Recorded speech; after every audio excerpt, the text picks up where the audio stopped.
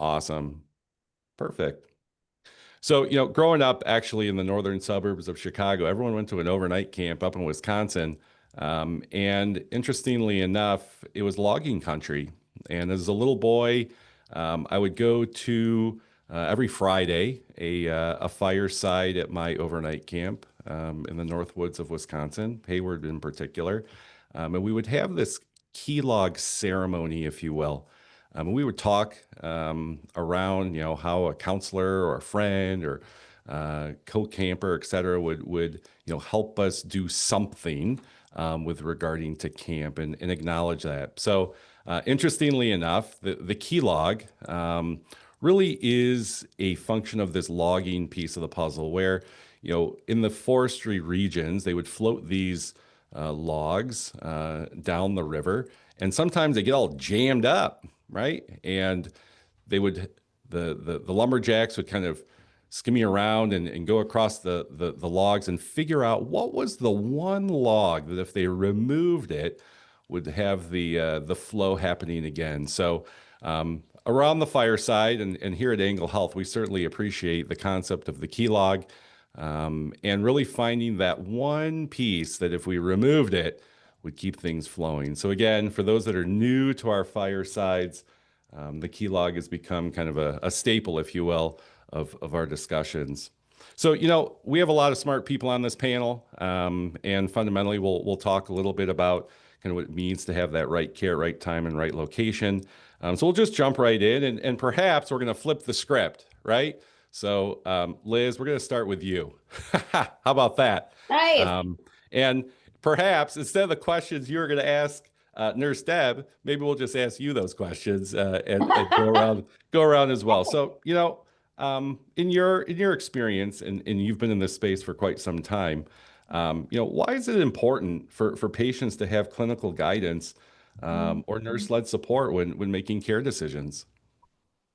Okay, well, I love this topic and I love that question. From my personal experience, I feel like it's been, almost a decade now. We've been having the conversation of employees, members being consumers of their own healthcare, right? Like getting some skin in the game, asking questions, advocating for themselves. And yes, I think we all agree that's fundamentally important. We should all want to be invested in our own healthcare.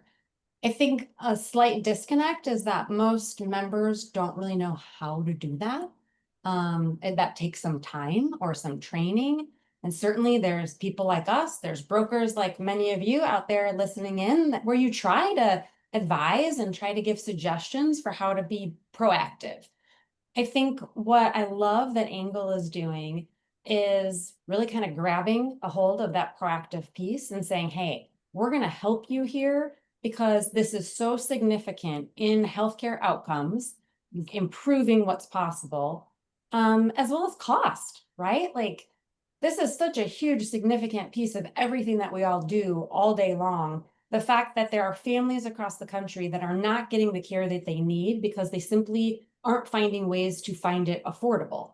There are a lot of levers to pull. So by utilizing a care team, by using, medical management processes, we can get in the game with our members and help them to get the care that they need, the highest quality care, but at the lowest cost. We have the relationships, we have the staff that knows what questions to ask and can provide that steerage or that feedback working directly with members. And it's invaluable. And we know this to be true because we've got years of data behind us and the programs that we've implemented showing the numbers, right? Not only are our members going to get the care that they need and seeing those positive outcomes from doing so, but we're seeing the impact on plan cost. You know, the one other thing I'll say that I think is really a truth that we all know, chronic conditions don't happen overnight, right? So if we can all work together to advocate for the members, provide some steerage, the impact that this makes in those health outcomes and the costs associated with, navigating the system, it is exponential. It is a huge impact on the work that we're all doing. And I get fired up talking about it every day. So that was kind of a running in circles answer, but that's my answer. Liz, it's funny you use the word navigating, and oftentimes, it's amazing to me how complex and difficult our healthcare system can potentially be, right?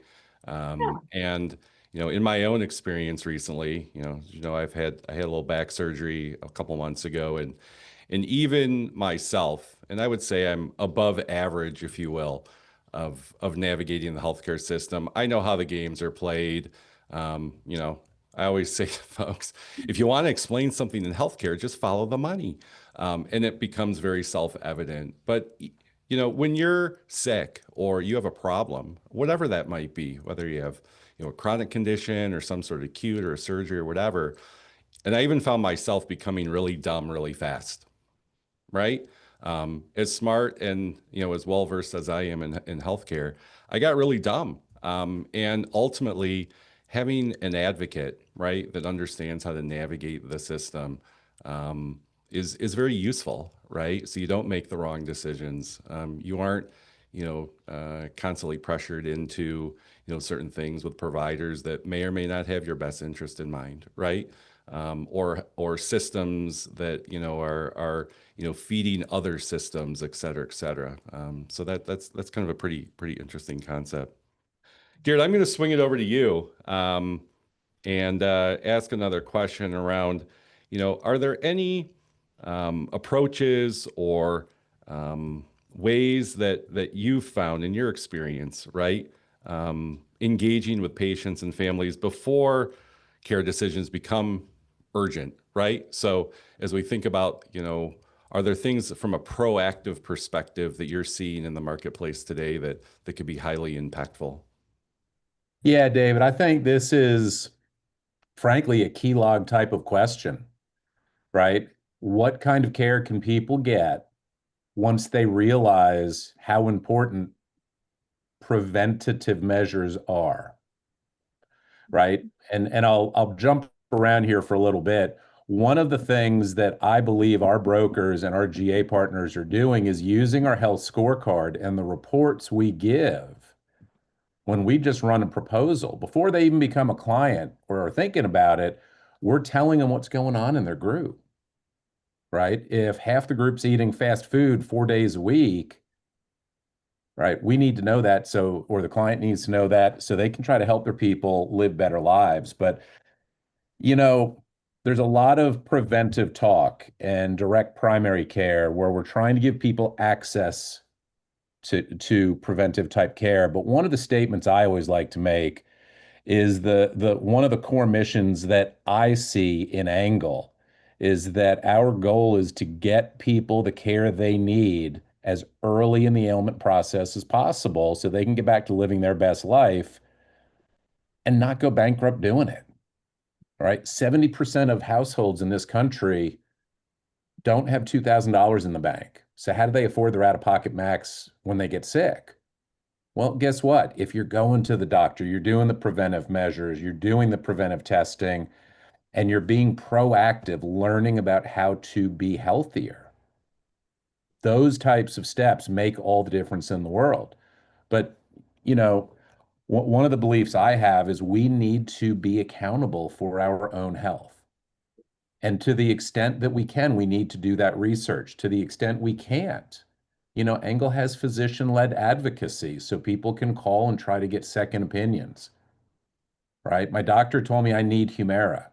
Isn't there a biosimilar I could take? Are there other things I could do? Coming out with advancements like AIMM with Nurse Deb, right? Where when they have questions, they can get additional detailed information that help them make informed decisions earlier in the process, right? And I think that's what Angle's all about, is finding the paths that give people those opportunities before it becomes too late. And I'll give you one example, just a personal one, David. I know you talked about your back. I went through a pretty rough 3 or 4 year window in my late 20s where I went through a divorce, lost my dad, and realized a couple other things that were going on in life. And it gave me, over through stress and everything else, malignant melanoma. Right. But it was on the back of my leg. How would I ever see that there was something I needed to worry about? right? Well, it took someone noticing it when I was wearing shorts at Thanksgiving in upstate New York. Go figure that, right? But I was, and someone saw it and said, you need to get that taken care of.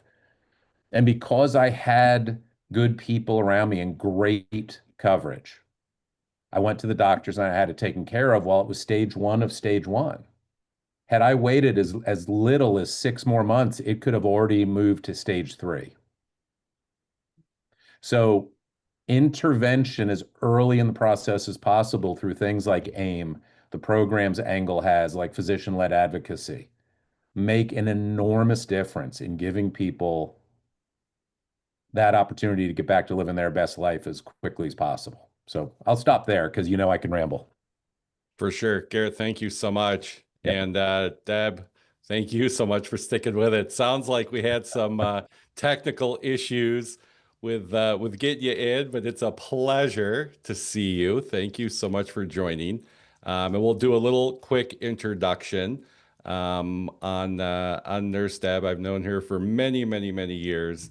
And again, appreciate you sticking with it and figuring out how to break the IT to get in the door. So, Nurse Deb has been a registered nurse for over 30 years with experience in ER, ICU, physician offices, home health, and certainly telephone triage. She's now the president of Alt International Medical Management, AIMM, where her team of nurses and physicians and navigate both healthcare and insurance systems. She's created and holds a trademark of a particular model of medical management called P3CM. She holds a master's degree in business with a minor in math and statistics. Thank God you do, because I am like really bad at math.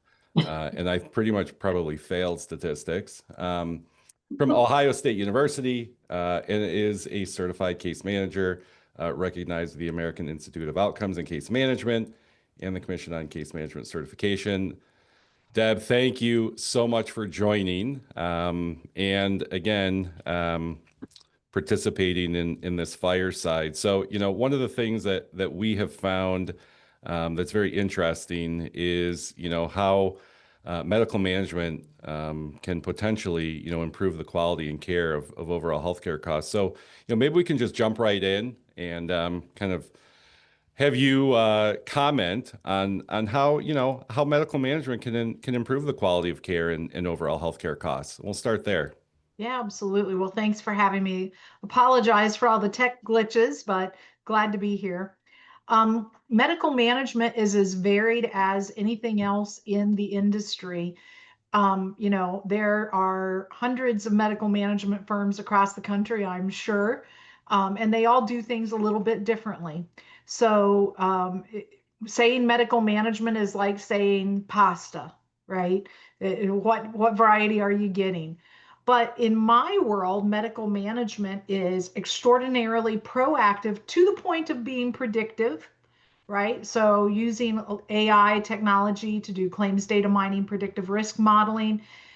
We as nurses can kind of see the train wreck coming. And so we're using tech now to help kind of fill in that gap. So there's a lot that can be done for medical management to help with cost containment. And that's what people think of medical management is, but in reality, these are human beings and individuals and patient lives that we're all trying to protect, right? That's why we give them health insurance. The whole intention is to help them and protect them. And so medical management done right takes that patient by the hand and guides them and helps them through whatever health issue they're having, no matter how serious or how minor that might be. Awesome. Eddie, we're going to swing it over to you, and I know you have some questions and things you're looking to talk about with Nurse Deb.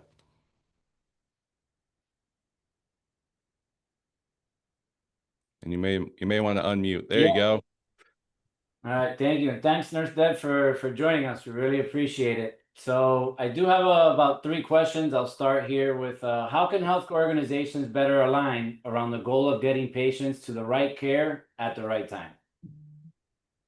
Healthcare organizations, that's interesting because hospitals and healthcare systems kind of have their own thoughts about what the best care is. They have their own thoughts about what the best timing of that care is. That may or may not align with the science and the math. And it might align with what equipment they have invested in and not invested in. So we give you a perfect example. Heaven forbid that you need a radical prostatectomy. But if you do, it's one of the few procedures where a robotic approach is superior, right? You don't want a robot for a gallbladder hysterectomy, by the way. Science doesn't say it's better there, but it does on prostate. Well, what if the hospital or the health system hasn't invested $5 million to buy the Da Vinci robot? Are they going to tell you to go across town to their business competitor who did make that investment in robot? Probably not, right? So if you have an independent advocate who's filling that role, then you can have conversations with patients about, did they mention the robot? Gosh, I wonder why not. Maybe we should be looking at some second opinion options, right? So not to say that we're on the opposite side of the healthcare providers, because we're not. Healthcare providers are necessary. It's just that we have to understand how the deck is stacked and who's stacking the deck, and understand if we're okay with that as an employer who's sponsoring a health plan, as a patient who's utilizing the health plan. Those are questions we need to be asking. Very insightful. Very insightful. Eddie, you got any other questions that Sure. like to spool up? Yeah. So I'd like to ask, what are some trends you're seeing in how employers and health plans are approaching independent medical management? Well, I can tell you that when we started the company, we had 3 customers. It took us several years to get to 8 customers, and now we're in the hundreds and hundreds and hundreds. We haven't quite broken through the 1,000 mark yet, but I'm sure that soon we will be doing that. So, in the last probably 7 to 10 years, independent medical management has certainly become more embraced by the market. I think people are beginning to understand that it's one of those areas where you need a subject matter expert, right? You need somebody who is niched into specifically medical management. I know that a lot of people try and bundle it all together, right? Or do it in house, or, those kinds of things. But even in those scenarios, I think if you really dug into it, you would find that it is very siloed, right? It might interact with the claims processing division, it might interact with the customer service division, but in reality, it still operates as its own separate division or vertical. Thank you. So I do have one last question for you. If there's one takeaway you want people to remember about medical management and patient advocacy, what would it be? Don't let non-clinicians fill those roles. That would be my biggest takeaway. I think it's important for people who are being advocates for and with patients to have a baseline level of clinical knowledge. I think it's even more important for those people to have a license that they worked their derriere off to earn, that is at risk if they make a bad move. And so I don't know, everybody probably knows a nurse. If you have one in your family, you know how hard it is to get through nursing school and to get licensed as a nurse. Now take that exponentially, and you're talking about doctors. When you start having people who are not clinicians be patient advocates and help them navigate the clinical system, that makes me uncomfortable. Makes sense. I'm married to a nurse, so I get it. Our dinner conversations are often pretty interesting, as she's coming from the we'll call it supply side of healthcare, working in a hospital, and I'm on the demand side of healthcare, and certainly how we view the world can be very different Right? from a clinician's perspective. And thank God I don't do what she does, because there would probably be carnage everywhere. Well, I mean, I'll give you an example. This TPA no longer exists, and I would almost say thank God. But they had non-clinicians doing navigation based on direct contracts. And so we had a patient who was a known hemophiliac who needed to go for a screening colonoscopy. And their navigator told that patient, no, no, no, you have to go to the ambulatory surgery center that we have a direct contract with. And so I called him up like, are you trying to kill the guy? Because if they find a polyp and they snip it, he's going to bleed to death before they get him to the hospital. So having non-clinicians do navigation, do advocacy, do steerage, whatever terminology you're using for it, that makes me really uncomfortable, right? Because it is still life and death, what we tell these patients, and they don't always think about that or know. This guy wouldn't have thought, it's just a colonoscopy. Either way, if we send him to the ambulatory surgery center, they find a polyp and they don't snip it because he's a hemophiliac, then they have to take him to the hospital and repeat the colonoscopy so they can snip it. Why not just send him to the hospital to start with? Makes sense. Makes sense. Garrett, I know you had some questions and things that you were looking to focus on as well. Why don't you spool some of those up? Yeah, thanks, David. And hey, Nurse Deb, good to see you again. I know it's been a while. Thank you so much for joining. Happy to be here. Yeah, we were just talking about the enormous education nurses go through and that doctors go through, and frankly, those of us in this business that need to go through, right? To be able to make these types of recommendations, to understand what you're doing and how vital it is. So education being a huge part of engagement within our industry, what have you found to be the most effective in helping people understand their options? A simple 3-word sentence: call the nurse. Because if this person is stamping out the steel components for building tanks, or a hotel housekeeping service provider, or a grocery store clerk, or a truck driver, or literally a rocket scientist, they don't know what they don't know, Right. right? And they don't understand the science behind healthcare. Even if they understand the science behind it, they don't understand the healthcare environment. They don't have access to objective quality score data.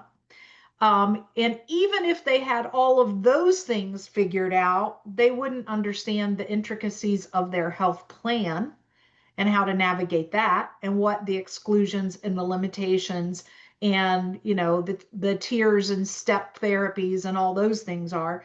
It is not reasonable to expect any mere mortal human being to understand it, and by the time they got it figured out, it would be renewal time and they'd be changing to a different buca anyway, right? Yeah, exactly. So I think you got to keep education super simple and give them an advocate, an ally, a support system that has that expertise. We have patients call us all the time who will say, is counseling covered? Well, there's not a health plan on the planet that doesn't cover counseling, right? We all know the answer to that is yes, but what kind of counseling, right? How many health plans cover marriage counseling? Not a lot of them, because there's not a DSMV for that. There's not a CPT code that, applies to that everybody's used to seeing. So when a nurse advocate gets that phone call, we say, oh, I can help you with that. Tell me a little bit about what's going on, Right. you know? The percentage of time that somebody is suicidal or homicidal and is asking the wrong question when they should be calling 911 has grown exponentially over the last 5 years, right? So just answering the question that they're asking is often very, very, very inadequate because they don't know what they don't know. Yeah, and it's not their fault, right? It's incredibly complex. And that really kind of answered one of the other sort of sub questions that I was thinking about, but maybe you want to add to it. But how could the industry better educate patients? Obviously, call the nurse, right? Call AIMM, call Nurse Deb's team, call our physician-led advocacy, talk to professionals. But how do you think the industry might better educate patients or encourage them, maybe coach them to be more active participants in their own care, right? So the example I like to give is, okay, well, Dr. Sacken prescribed Garrett Sacken Humira, and they just accept it because it's the doctor. Yeah, and that's a challenge because I said to a patient yesterday, um, now this guided doctor, by the way, you can incentivize patients, and some plans do that. Waive copay, waive deductible, make care free. Love that, right? Great, good incentive. Yeah. That works to some extent. But I said to a patient yesterday, I'm glad you're going to see the guided doc, top-notch doc. They're probably going to want to do an EKG and some blood work while you're there for your appointment. That's fine. When they draw the blood, ask them, are they going to send that vial to the hospital to be processed, or are they going to send it to LabCorp or Quest? Because the cost at the hospital is 10 times more than it is at LabCorp or Quest. And you know what the Right. patient said to me? I'm not sure I'm comfortable asking that question. So to some Wow. extent, I don't know that you can educate patients. And now keep in mind that patient wasn't going through a catastrophic health event. This was not something extraordinarily traumatic. This was their annual physical exam, right? So Wow. if you Yeah. can't get a patient to ask during an annual physical exam, can you send my blood work to LabCorp or Quest instead of sending it to the hospital? How in the world are we going to get them to go, I don't want to go to that oncologist because his quality score is low. I want him to go to this oncologist. I'm not sure that there's any amount of education in the planet that could be done that would get patients fully up to speed on where they need to be. Instead, I personally think taking control of the pre-certification process is the solution to that. Now, Interesting. that puts some obstacles in the way, right? Depending on what network you're trying to run your claims through for repricing, they may not allow you to take control of the pre-cert. What I know is, and life and death decisions in the C-suite came out of a traumatic event that I personally had. Monday after Thanksgiving in 2022, my mom did the Nestea plunge on the hardwood floor in my dining room and Oh, had a no. traumatic spine fracture. We called 911. We took her to the ER. It was a horrible situation. They said, if there's anybody who needs to talk to mom, despite COVID, we're going to let them come in here and talk to mom before she goes to the OR because chances are not good she's going to come out of the OR, right? My son walks in and goes, Mom, is this doctor a quack or a genius? The surgeon, what's going on? I'm like, oh my God. I created the entire concept of call the nurse, get the doctor's quality score, make sure you go into good doctors. And I didn't even think to call, right? Providers, on the other hand, are always going to call and see, is this person effective and eligible? Is this a covered benefit? Does this require pre-certification? What do I have to do to get paid? And so if you Right. can intervene there, right? If you can grab that case right then, the world is still your oyster in being able to really help that patient. But the further you get away from that, the harder it is for you to actually grab that patient, embrace them, love on them, help them. Because, the worst thing in the world is to get a phone call today that this patient is starting chemotherapy tomorrow and we need a decision right now. Do you know how many chemotherapy prescriptions have errors in them? Do you know how often it's the wrong treatment? Right? I mean, you don't want to be up against that time constraint. You want a minute to get a specialized physician involved in double checking things and being comfortable, not to mention the price gouging. Right. Right. Sure. So, I mean, just clinically, you need to get a hold of people at the right point in the whole process.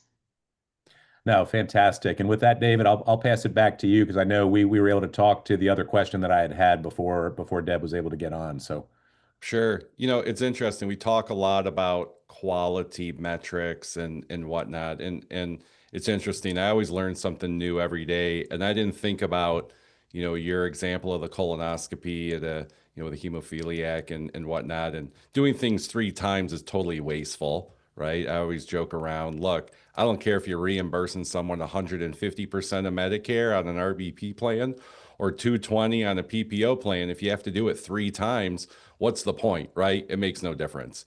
And certainly now that patient has had a miserable experience. So Deb, talk to us a little bit about, how do you look at quality? What are those specific tools or thought processes around, if I was a patient and saying, hey, help me understand, am I going to the right gal or right guy to have XYZ procedure? I wish, David, that there was a single Consumer Reports of healthcare. I wish you could just go Google who's the best doctor for my kid's tonsillectomy and have it, give you a pop-up answer. Unfortunately, that doesn't exist. I will tell you that right now we license over 40 different quality and cost transparency tools. I probably look at somewhere between 2 and 10 a week that have come into the market or that think they have figured out a new revolutionary way to score practitioners or facilities. Some of them are about as valuable as Angie's List or a Yelp review. Others are actually looking at objective data and quality that's case mix adjusted, severity risk indexed, that is, looking at true outcomes. And then you have a lot that are some combination of those things. Um, Even with those 40 tools, we still go and look at board certification. So over the weekend, I was helping one of our newer nurses go through and learn how to research, right? How to go find the best doctors.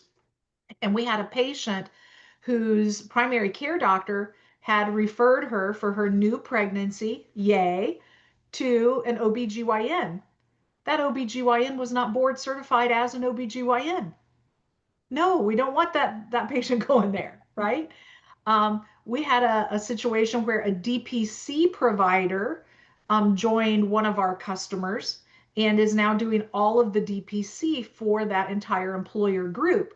And so we said, hey, give me a list of all of your ologists that you send people to, right? Gastro, neuro, cardio, orthopedics, right? Give me a list of the ones you like to use, the specialists you like to use. They sent us a list of 28. 2 of those doctors had sanctions against their license in multiple states. 6 of them had major malpractice lawsuits, settlements, high dollar, losses on malpractice, right? So that whole idea of finding quality, I'm trying right now to build the AI to automate our process of doing it. It is not chiropractic. They don't have their board certifications listed where everybody else's board certifications are listed. It's a whole separate website, right? You can, pediatricians, whole separate website that you need to go look at. So it's not a super simple process. Hopefully, I'll be able to build it. But the other thing that happens is one of the things we look at is the CMS open payments. How much money does a practitioner take from outside sources? Are they on the pharmaceutical company's payroll, right? We want to know that. We want to look at it. We had that all automated, and then CMS went and changed the website that you go to do the search. It's like, I'm going to change my LinkedIn title to professional healthcare whack-a-mole player, right? Every time I think I get it figured out, they change something on me. But it's not easy, and there's no single source. And so if we can't even get a patient to understand the difference between counseling for their anxiety and marriage counseling, and that one is covered and one is not, how in the world are we ever going to expect them to go find a high quality doctor? Sure. And it, in my experience, it's the more complex, I feel like it's almost like a self-perpetuating deal, right? Let's just make it so complex and so difficult. We just throw our hands up in the air and surrender and say, okay, let's just go for it. And I can't figure it out. A confused mind often just says no, in the process. I get it. Well, a confused mind, a scared mind, right? And you don't feel good. How often are you literally organically impaired, right? Anybody had pneumonia? You're not getting enough oxygen to your brain to think clearly. It's an organic impairment. And then you want people to go find the best doctor and make sure it's covered by their plan? Come on. That's not realistic. Agreed. David, if Yeah. I could maybe grab the key log from you for a second, I've got a little question as a follow-up, because I feel like we're all really dialed in right now to, yes, there's value in this. There's value and significance, both for healthcare outcomes and costs, all of us, what we're talking about in medical management, right? But so it might be helpful for our listeners, when we're trying to get this message across to members. Nurse Deb, do you think you could share, maybe just a good example of how early intervention or proactive management changed an outcome for a patient or an employer group for the better, so that everyone can walk away from this conversation with something that they can use as that illustration to hit home with the members of these groups all across the country that we're talking to, of how significant is this? Here's an example. Don't forget it. Ask for this kind of support from your, health plan, like Angle. We're here to be that resource, but we need them to get it. Yeah, it's always tough. I will tell you that we have a ton of patient testimonials that are recorded. One of my favorite ones is a patient who had bunions on both feet. And so she had gone and had surgery to correct one foot and was kind of recovered from that. And then her health plan changed and offered AIMM. And so she called us and said, I need to go get my other foot operated on. Here's the doctor I used last time. What do you think? And we're like, okay, not great, but okay. She's like, well, who would you use? And so we gave her a list of, super high quality surgeons. She said, it's going to cost me the same either way. I'll go to the guy with the higher quality. What the heck? She goes to the guy with the higher quality. She has a totally different outcome. In the video, she shows her feet. And the one that she had done by the other guy had so much swelling that it looked like a rope, right? The incision had scarring on it, and it was rubbing against her shoes, and it was getting rubbed raw, and she was having trouble walking. So much so that the higher quality doctor said, I can revise that scar tissue for you and get rid of that. And she asked him, why did I have a better experience on this foot than the other foot? And he said, well, I'm just going to tell you, I use plastic surgery techniques to close all of my incisions. So of course he has fewer infections, fewer complications, have better outcomes in the long run because his skill level is different, right? He uses a different technique. That kind of stuff happens every day, all day long. We share that video of that patient as a part of open enrollment and in the first couple of weeks when a group comes on live with us. And we continue to push that kind of stuff out. And when we have a patient who has a change, a positive change, we ask them, would you be willing to tell your coworkers? Can we do a video with you? Because if you're capturing those stories, that's what people understand, right? I can go in and tell them, hey, I'm going to waive your $5,000 deductible. This is America. There are a lot of people who don't care about that, right? So they're going to skip buying the newest TV at a Black Friday, maybe because they have to meet their deductible. But it's those stories about what the impact actually is to the human life. We've got another one. We had a patient who was told it was going to take 3 years minimum for her to get a kidney transplant. And we're like, whoa, time out.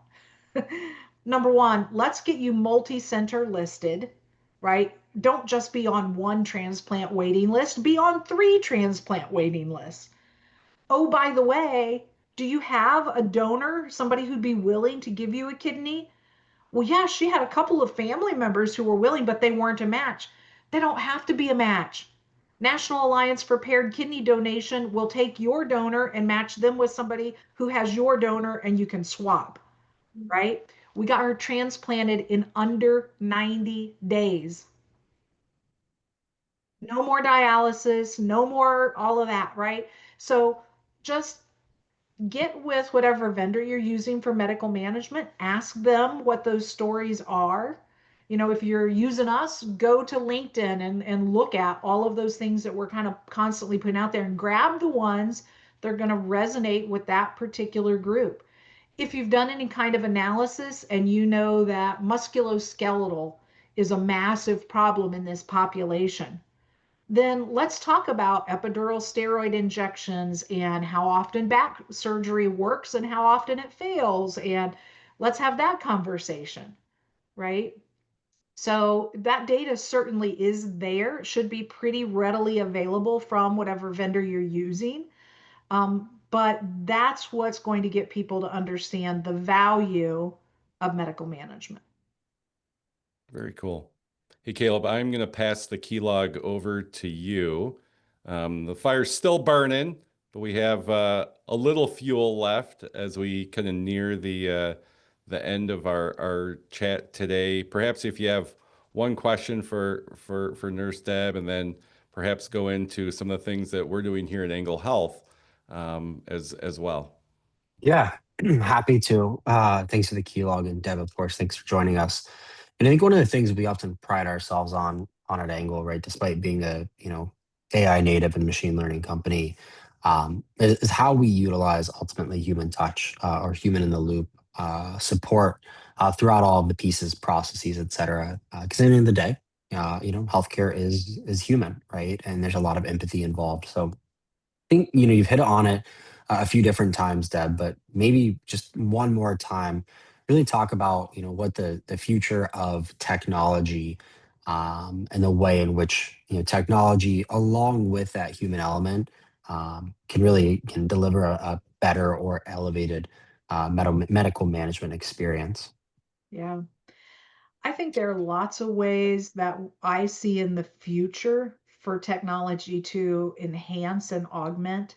I mean, in reality, if you're doing anything with natural language processing, artificial intelligence, you have seen that you could actually be talking to an AI and not even realize you're talking to an AI. So I think that is some pretty cool stuff that's beginning to happen. I think the key there is having those safeguards built in, right? I don't want the AI telling the hemophiliac to go to an ambulatory surgery center.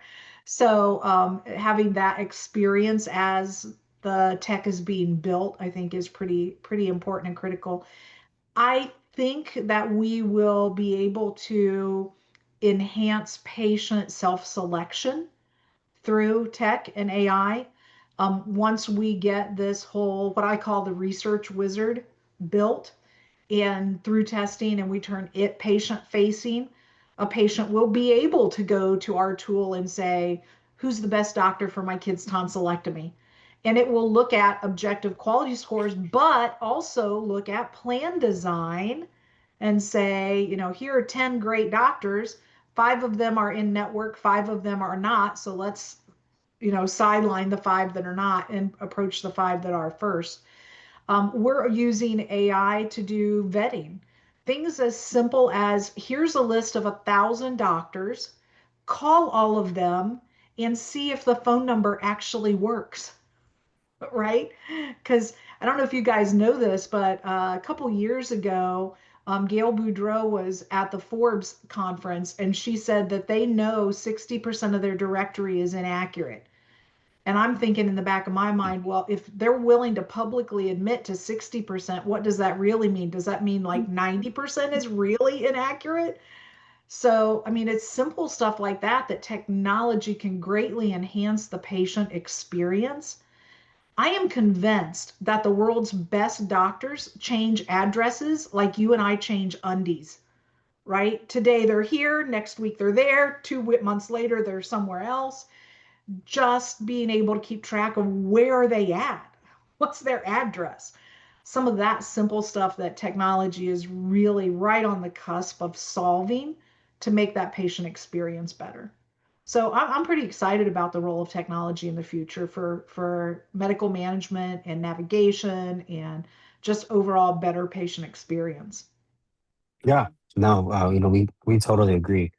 And speaking of technology, ultimately one of the things we pride ourselves on here at Angle is our benefit builder platform, really allowing brokers, general agencies, and more to build the benefit program that best fits their employers. So for 1/1 effective dates for the brokers, employers, and general agencies that are seeking for solutions, beyond what is, quote unquote, baked in, all international medical management is an available solution on our benefit builder platform. So whether you want to request that by RFP when you're submitting ultimately those RFPs to our team, or if you're an individual who self quotes on our benefit builder platform, that will be available for you. We'll be passing 834 eligibility files over to Nurse Deb and her team, and that will be billed accordingly on the invoice and remitted over to the AIM team as well. So very exciting to be able to offer that opportunity to give you again a turnkey level funded solution with AIM fully integrated there. David, I know we only have about 7 minutes left, so I'm going to pass the key log back to you. I think there might be a handful of questions that may have rolled in here. And Deb, of course, we appreciate your time. So David, I'll pass it over to you and look forward to wrapping it up here. Awesome. Hey, thank you so much, Caleb, for bringing that to light. And certainly we're excited about working closely with Deb and her team to provide some of these additional kind of added value services on our platform. So I'm looking at our Q&A piece here. It doesn't look like we have any questions at the moment. Kathy is tuning in and says just wants to say hello to Nurse Deb. Met her years ago, and she's still amazing and wicked smart. Kathy, I would agree with you as well. As we kind of wrap everywhere. As we kind of wrap up today's things, we have 2 pieces. And I know Garrett was super excited to keep the tradition alive. I think we have some Stanleys these days to give away, which are super cool. And certainly as the weather cools off and you want to get some hot chocolate or whatever. So let's we'll finish up a little bit here with Garrett. Do we have a winner of the Stanley?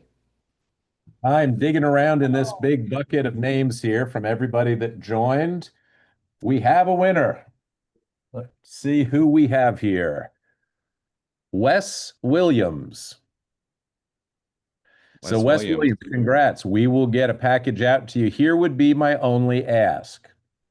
Please email Garrett, Garrett, at anglehealth.com. Garrett at anglehealth.com.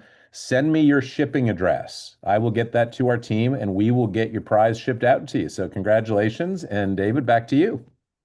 Awesome. One other quick open question that came in here from Sandy. Can you repeat the process for engaging with this added value service? Yes. So if you are sending in an RFP, please indicate on the RFP that you would like to add AIMM to that proposal. If you are engaging on our self-serve platform, Benefit Builder, and running proposals on your own, there'll be a little click button on added services. On Benefit Builder, you'll check that box, and that will also be included in the proposal process. So super simple way to engage and add AIMM to Angle Health proposals. The last thing as we kind of wrap up, we always are looking a little forward into the future. So I invite everybody to take out their phones right now. If you have not registered for future firesides, now's your big opportunity to do so.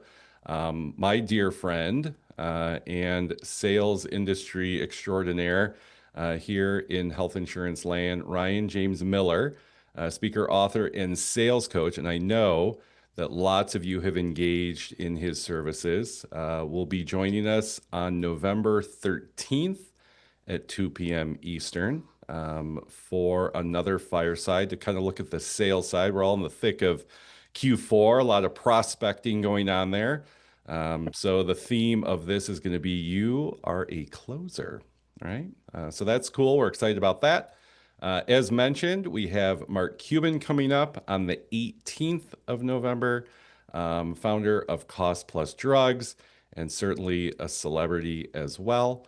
And then we have what I like to call David Squared. If there's not me, of course, as a David, we're going to have 3 at least on the panel.